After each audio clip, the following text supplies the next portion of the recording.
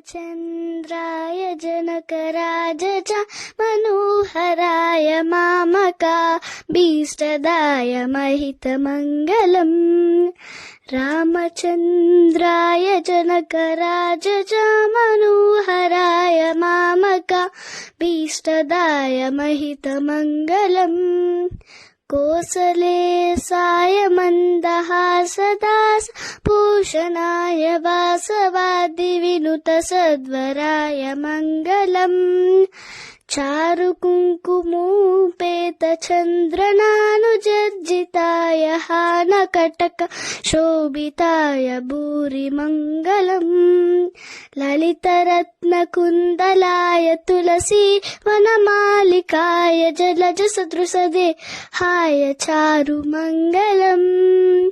Devaki सुपुत्राय देवदेवोत्तमाय भावजा गुरुवराय भव्यमङ्गलम्। पुण्डरीकाक्षाय पूर्णचन्द्रवदनाय अण्डजा वाहनाय अतुलमङ्गलम्।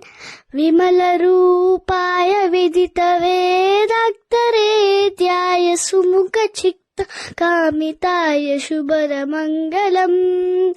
रामनासमृदरत्रिनय कामरसनिवासाय Swami भद्रगिरिवराय सर्वमङ्गलम्।